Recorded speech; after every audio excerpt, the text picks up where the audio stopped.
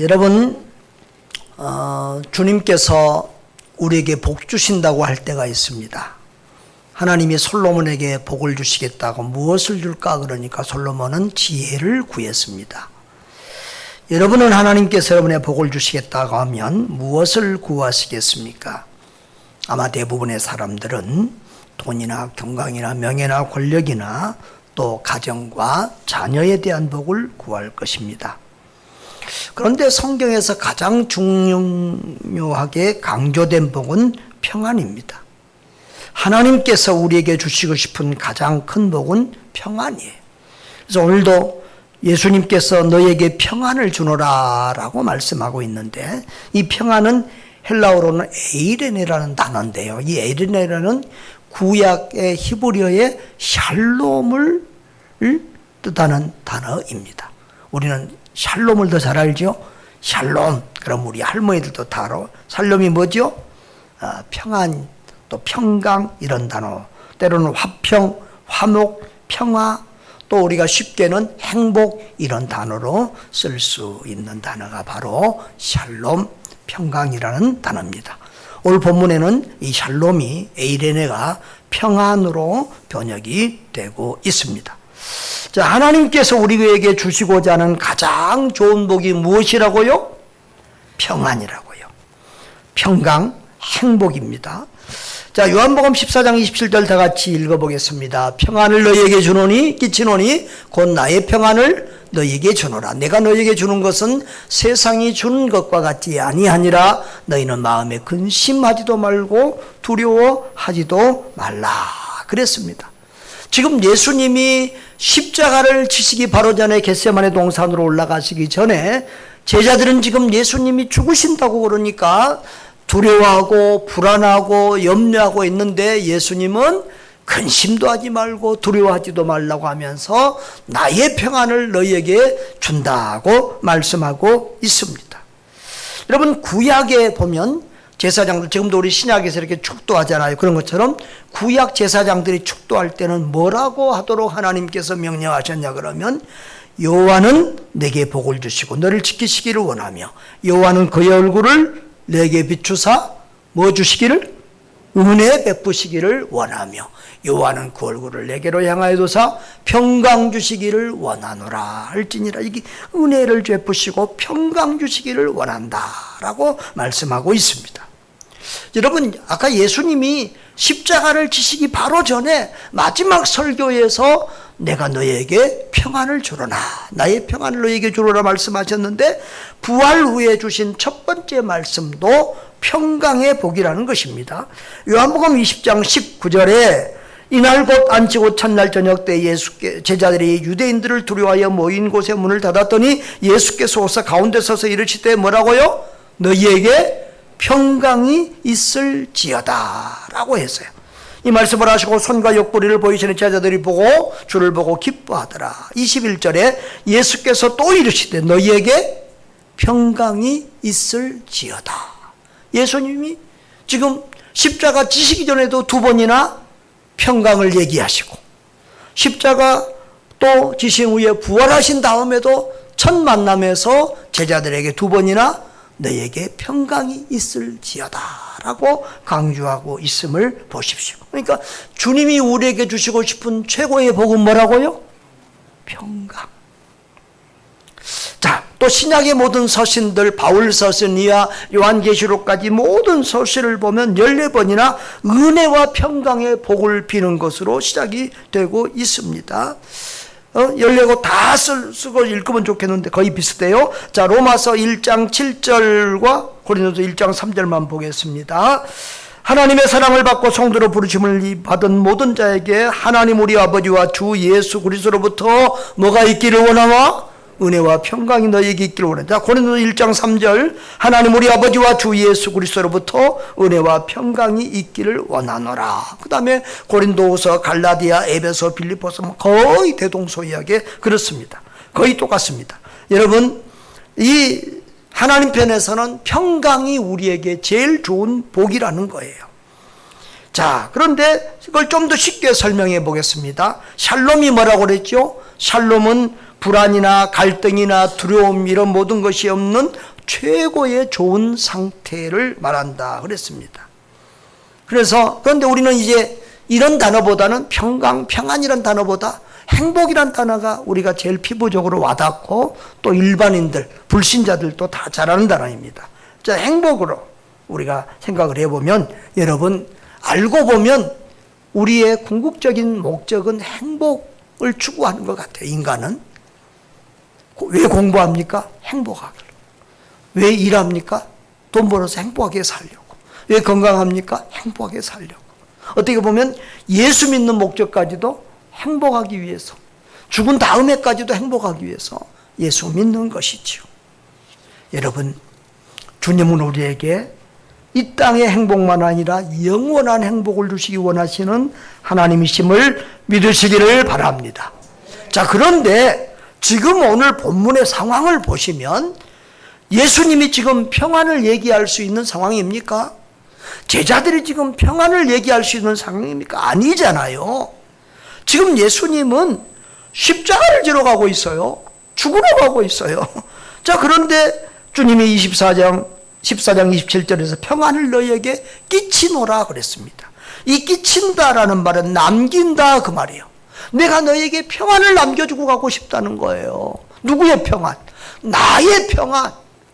응? 나의 평안을 또 그다음에는 나의 평안, 곧 나의 평안을 너희에게 주노라 그랬어요. 그러니까 알고 보면 두 가지 말이 다 같은 말이에요. 주님이 지금 평안을 주고 싶다는 말씀을, 주겠다는 말씀을 두 번이나 강조하고 있는 거예요. 할렐루야. 자, 그런데 지금 주님은 평안을 누리고 줄 수 있는 상황이 아니에요.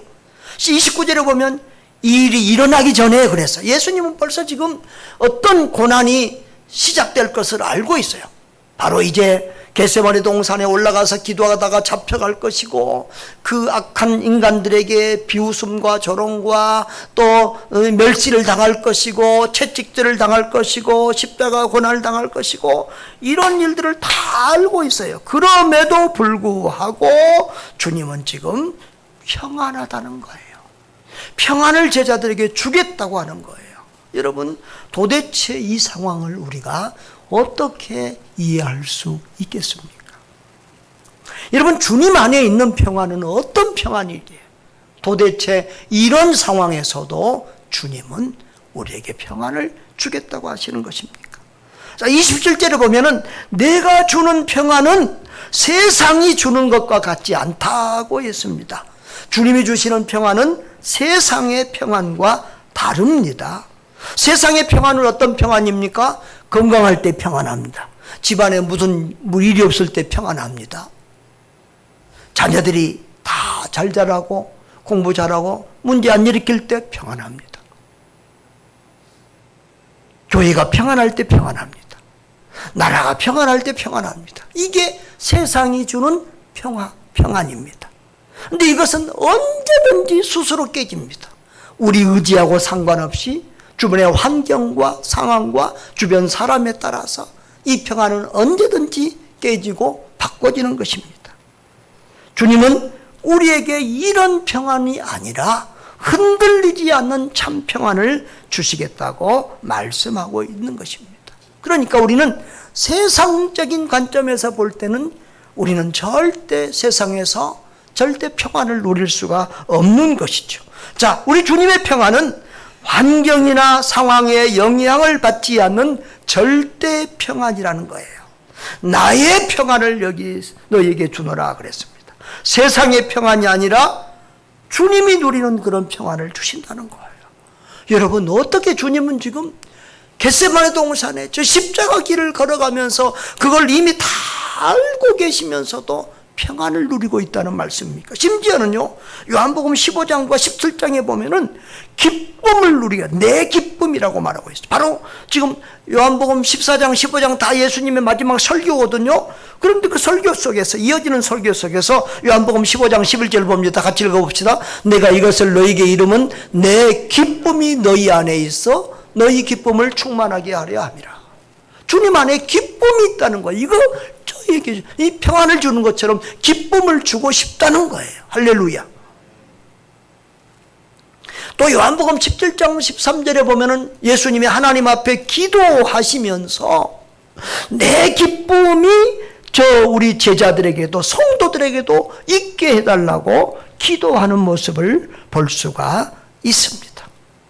여러분, 이렇게 주님은 최악의 상황에서도 마음의 평안을 누리고 기쁨을 가지고 있었다는 것입니다. 여러분, 하나님과 우리 인간은 다릅니다. 삼위 성부, 성자, 성령 하나님은 어떤 상황에서도 절대 평안, 절대 행복을 누리십니다. 하나님은 환경과 상황에 구애받고 영향을 받는 분이 아니십니다. 그 모든 것을 초월하고 주관하신 분이십니다. 여러분, 모든 것을 하나님 당신의 뜻대로 하실 수 있습니다. 본문에도 요한복음 14장 31절에 보면 오직 내가 아버지를 사랑하는 것과 아버지께서 명하신 대로 행하신 것을 세상이 알려하려 함이라 라고 했습니다. 다시 말하면 예수님이 지금 이 땅에 오시고 지금 사시고 고난받으시고 십자가에서 죽으시고 부활하시고 하는 이런 모든 일들이 우연이 아니라 또 힘이 없어서 사탄에게 끌려가고 그런 영향을 받는 것이 아니라 그것이 모두 성부, 성자, 성령 삼위일체 하나님의 구원 계획 속에서 하나님의 뜻대로 진행되고 있는 일이라는 말입니다.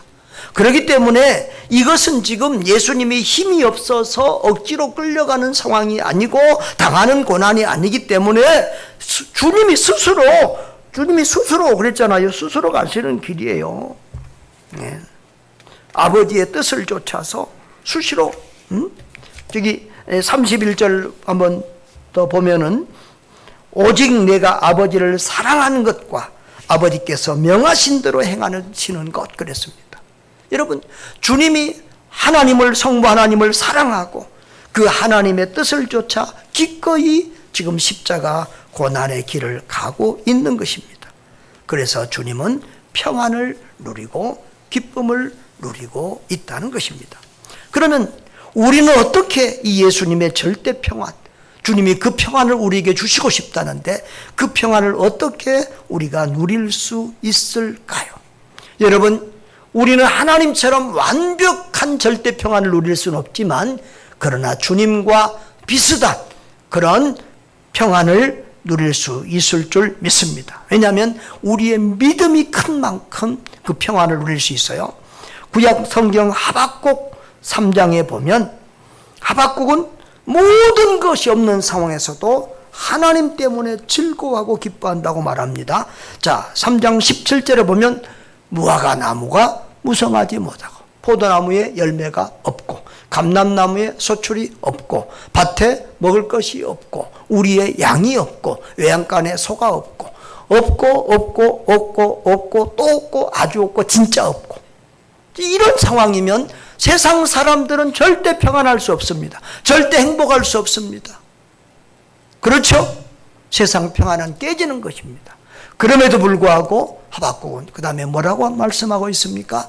나는 여호와로 말미암아 즐거워하며 나의 구원의 하나님으로 말미암아 기뻐하리로다. 할렐루야, 할렐루야. 이것이 세상 사람들과 다른 우리의 평안인 거예요.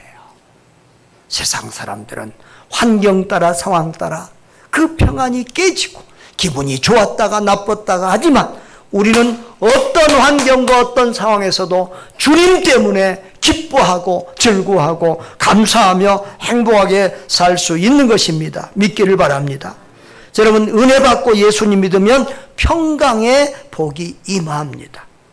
여러분, 아까 몇 절 읽었지만 항상 은혜 다음에 평강이 나옵니다. 자, 고린도서 1장 3절 한 번만 더 읽어보겠습니다. 하나님 우리 아버지와 주 예수 그리스도로부터 은혜와 평강이 있기를 원합니다.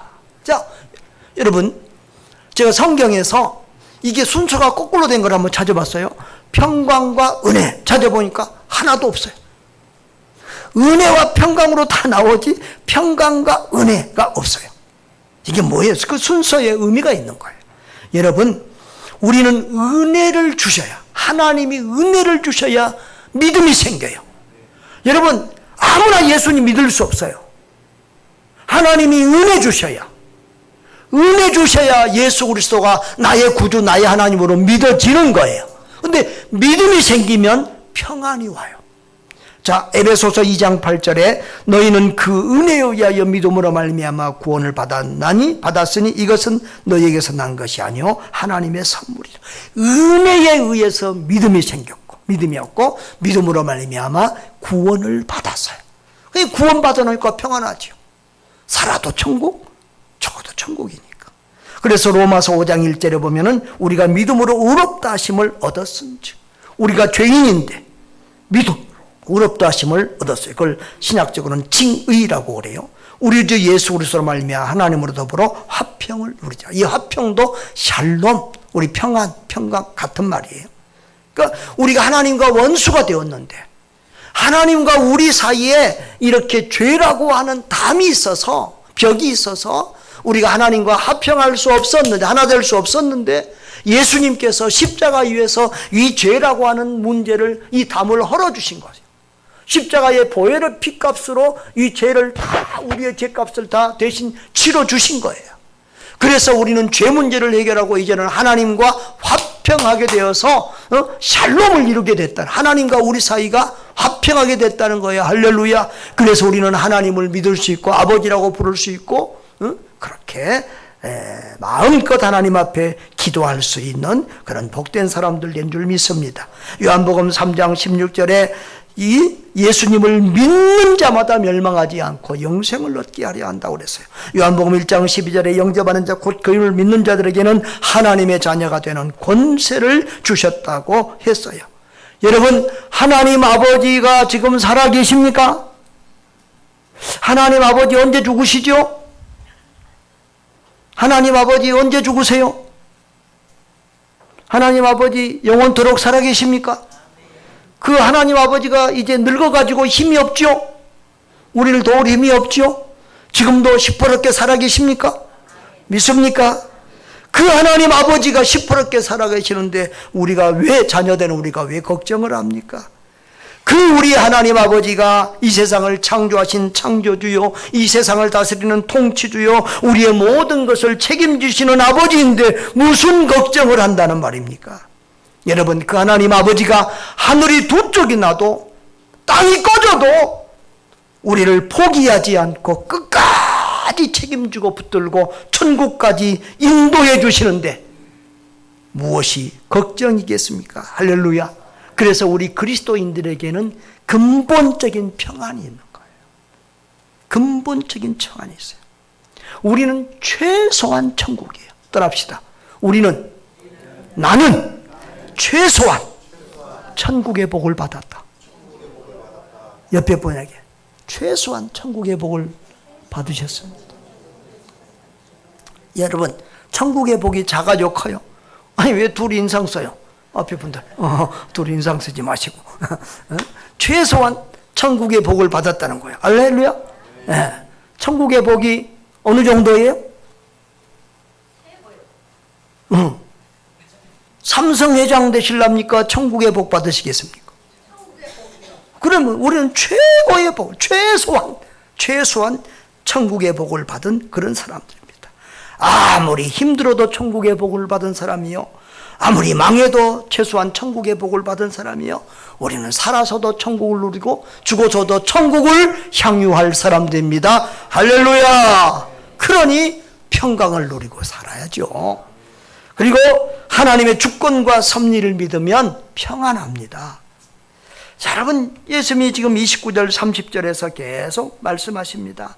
이제 이 일이 일어나기 전에 이 또 후에는 다 어떤 일이 있을까 주님이 다 아십니다. 그러면서 30절에 이 세상에 임금이 오겠습니다. 그러나 그는 내게 관할할 것이 없으니 이렇게 말합니다. 이 세상, 여기 임금은 사탄 마귀를 지칭하는 말입니다. 세상 권세를 잡고 있는 사탄 마귀가 가룟 유다를 통해서 저 바리새인과 제사장들을 통해서 또 저 로마 병정들을 통해서 예수님이 십자가 길을 가게 하십니다. 그러나 그것은 실상은 주님이 힘이 없어서 가는 길이 아니라 아니라 능이 없어서 가는 것이 아니라 사탄에게 져서 끌려가는 것이 아니라 주님이 자기의 뜻대로 기꺼이 하는 것임을 믿습니다. 여러분, 마귀는 임금은 세상 임금은 나하고 상관없다, 그 말은 주님에게 아무 영향력을 끼치지 못하고 아무런 관계를 하지 못한다는 거예요. 할렐루야.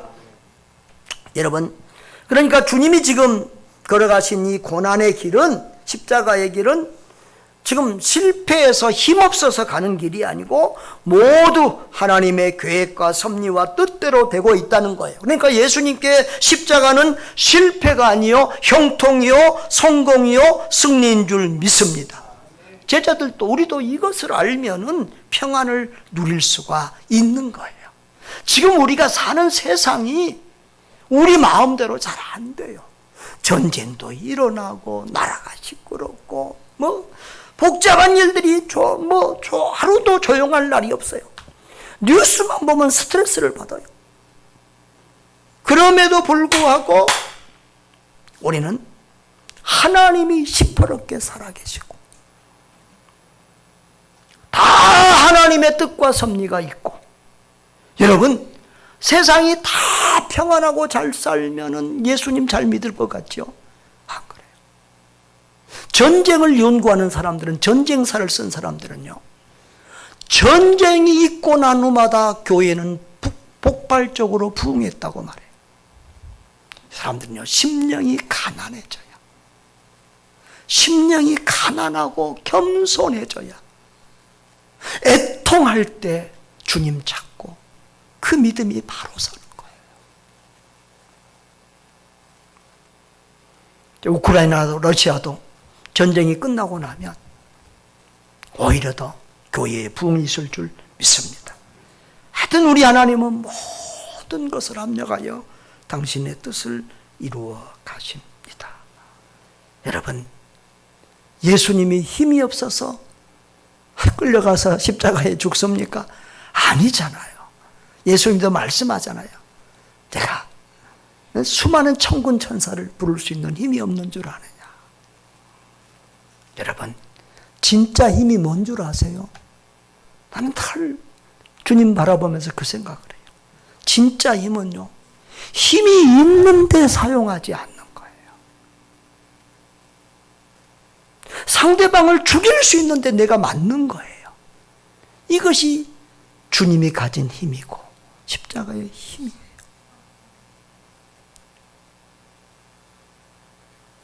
그런 사람이 진짜 힘 있는 사람인 거예요.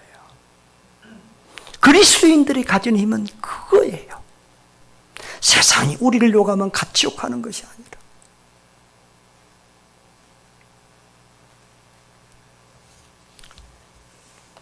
원수가 오른밤을 때리면 왼밤까지 내놓으라. 그게 예수님이 우리에게 말씀하신 진짜 힘이에요. 사랑하는 여러분, 이제 하나님은 모든 것을 합력하여 선을 이루심을 믿으면 평안합니다. 자, 요한복음 14장 28절, 내가 가까이 너희에 오른다는 말 너희가 들어 나를 사랑하였더라면 내가 너희에게 감을 기뻐하였으나 너희는 아버지는 나보다 크심이라 그랬습니다. 여러분, 우리는 주님 안에서 주님이 주시고자 하는 이 평안을 누려야 될 줄 믿습니다. 평안을 너희에게 주노라, 우리 찬양 하나 하고 말씀드릴까요? 평안을 너희에게 주노라. 1절을 한번 부르겠습니다.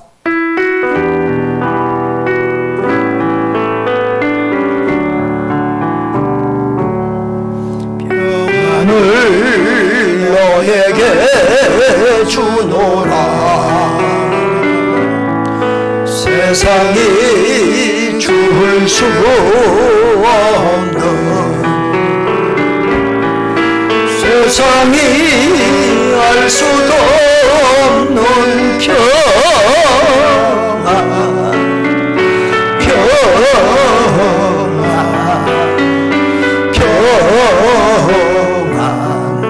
평안을 내게 주노라.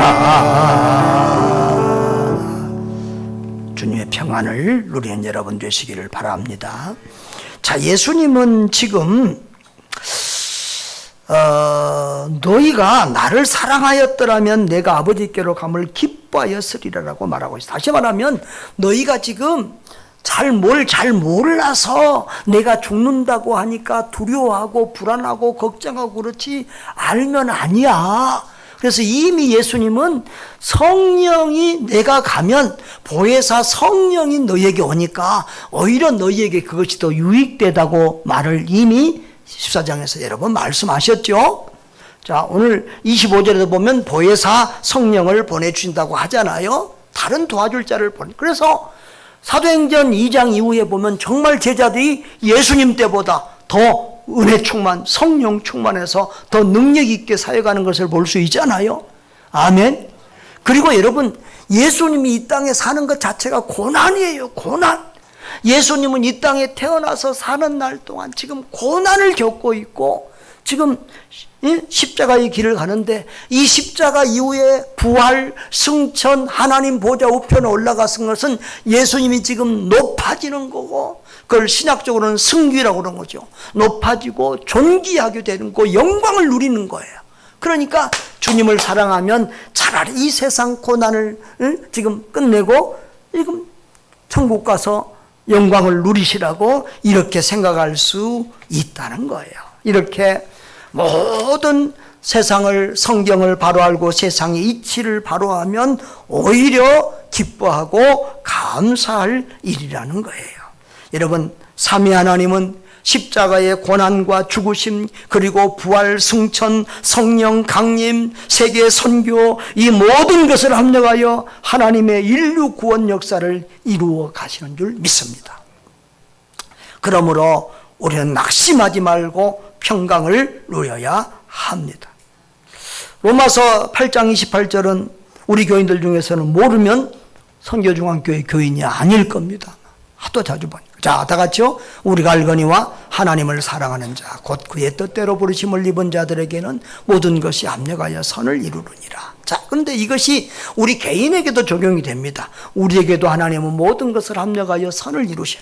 우리가 당하는 고난과 아픔과 여러 가지 실패와 이런 모든 것을 통해서 오히려 예수님은 우리로 예수 믿게 하시고 주님과 가까워지게 하시고 하여튼 합력하여 선을 이루세요. 그런데 우리 개인만 아니라 인류 역사도 하나님이 우리가 볼 때는 정말 세상이 조용할 날이 없고 막 참 속이 터지고 이런 모든 일을 합력해서 하나님은 결국은 하나님의 구원 역사, 구속사를, 인류 구원의 역사를 이루어가는 줄 믿습니다. 할렐루야. 그러니까 우리는 답답할 때도, 우리 마음대로 안 될 때도 우리는 평안을 누리고 행복해야 될 줄 믿습니다. 아멘. 여러분, 우리 주님의 마음을 생각할 때 늘 부모 마음을 생각해요. 부모는 자식이 잘 되고 행복하기를 원해요. 그게 부모의 소원이에요. 우리 예수님도 우리가 쓸데없는 일로 괴로워하지 말고, 슬퍼하지 말고, 화내지 말고, 분노하지 말고, 흔들리지 말고, 좀 주님 안에서 흔들림이 없는 평안, 절대 행복을 누리기를 원하신다고요.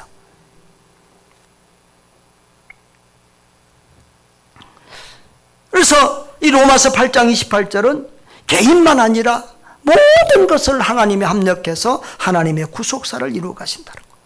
여러분, 영화 보시지요?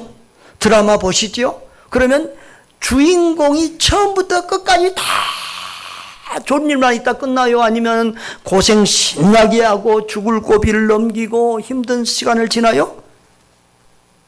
전자예요, 후자예요? 네? 주인공이 별나게 고생을 많이 하고 정말 힘든 일들이 많고, 아이고 이제 끝났다, 죽었다, 이렇게 할 만큼 큰 그런 역경과 고난들을 당해요. 그런데 우리가 영화 보다가 에이 끝났네, 그러고 중간에 나와버리지 않죠. 드라마 보이다 아이고 저렇게 끝나겠다, 그렇게 생각하지 않죠. 어떻게 생각하나요? 조금 있으면 역전될 거야, 좋아질 거야. 왜? 주인공 막 완전히 죽은 것 같잖아요. 근데 우리는 절대 죽었다고 생각 안 해. 왜? 반드시 또 다시 살아나니까. 주인공 반드시 살아나고 끝이 좋으니까 우리는 낙심하지 않고 다시 회복되고 일어나고 해피엔딩으로 끝날 그 시간을 기다리는 거예요. 할렐루야. 우리 개인도 인류 역사도 마찬가지입니다. 주님 안에 있는 모든 것들은 주님이 합력하여 당신의 뜻을 이루어갈 줄 믿습니다. 그것을 누리면 우리는 평안을 누리는 거예요. 여러분, 이 은혜와 믿음과 평강은요 함께 자라가요. 은혜가 임할수록 믿음이 자라고, 믿음이 임할수록 평안을 더 누리게 돼요. 자, 예수님과 제자들이 갈릴리 바다에 배를 타고 갔잖아요. 그런데 파도가 심하게 일어나서 막 물이 차오르고 막 죽게 됐어요. 제자들은 어떻게 했어요? 죽게 됐다고 막. 응? 예수님까지 깨우면서 주여 우리가 죽게 됐는데 뭐하고 있냐고. 그런데 주님은 그 풍랑 속에서 뭐 했죠? 잠을 자고 있었어요. 그러면서 자기를 깨워준 제자들에게 야, 이렇게까지 될 상황까지 가만히 있었느냐, 진즉 깨우지. 이렇게 말씀하지 않고 뭐라고 그랬어요? 이 믿음이 없는 자들아, 그렇게 꾸짖었어요. 왜? 예수님이 탄 배가 뒤집어지겠어요? 예수님이 같이 타고 있는데 제자들을 죽게 놔두겠어요? 할렐루야. 여러분, 우리의 인생의 배에 예수님이 타고 계셔요. 여러분의 가정의 배에 예수님이 타고 계셔요. 그러니 주님께서 지켜주실 것을 믿고 평안을 누리시기를 바랍니다. 여러분, 그래서 믿음만큼 우리는 평안을 누리는 거예요. 이사야서 26장 3절을 보면 제가 좋아하는 말씀인데요, 주께서 심지가 견고한 자, 심지가 견고해야 돼요. 우리가 흔들리지 말고 어떤 상황에서도 오직 예수, 오직 말씀만 붙들어야 돼요. 평강하고 평강하도록 지키시. 심지가 견고한, 믿음이 흔들리지 않는 사람은 평강으로 지켜주시는 거예요. 왜? 그가 주를 신뢰하기 때문에, 믿기 때문이라는 거예요. 신뢰한다는 말은 믿는다는 말이에요. 너희는 여호와를 영원히 신뢰하라, 믿으라는 거예요.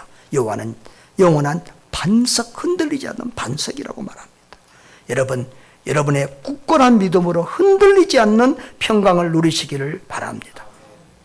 여러분, 우리는 일생을 살면서 예수 안에서 이 평안, 행복을 누리기 위해서 기도도 하고 나름 애를 쓰고 노력을 해야 해요. 여러분도 다 하고 있는 줄 압니다.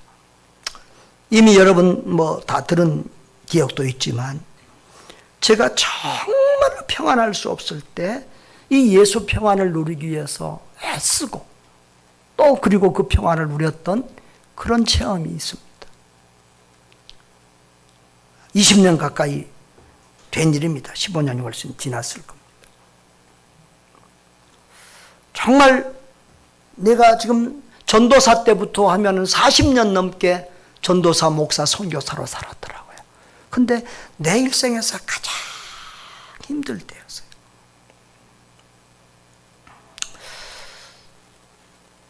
주일 저녁만 되면 어떤 분이 전화를 해요. 장로님들을 욕하고 성도들을 욕하고 나를 공격하고 오늘 설교 그거 나들이라고 한 거 아니냐 그러고, 또 그 부인은 또 우리 집사람한테 전화해서 그렇게 하고, 우리 집사람이 좀 이렇게 어지럼증이라는 고질병을 가지게 되긴 했습니다만, 참 저도 그때 너무너무 힘들었어요. 근데 제가 교회를 지키고 이길 수 있었던 그 힘이 있었어요. 예수님이었어요. 여러분, 누군가 사람이 미울 때요, 사람이 미울 때 사람을 바라보면 안 돼요. 그 사람을 내려놔야 돼요. 환경이 어렵고 힘들 때 그 환경을 생각하면 안 돼요. 내려놔야 돼요. 예수님 생각하고 예수님 바라보고. 근데 또 다시 또 그 사람이 생각나고 그런 환경이 생각나요. 그러면 아차 그러고 또 내려놔야 돼요. 또 다시 예수님을 바라보고 예수님을 생각하고 예수님 붙들어야 돼요.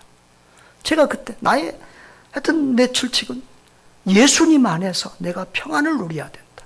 내가 강대상에서 설교할 때 누군가를 미워하는 마음으로, 누군가를 저주하는 마음으로 메시지를 전하면 절대 안 된다.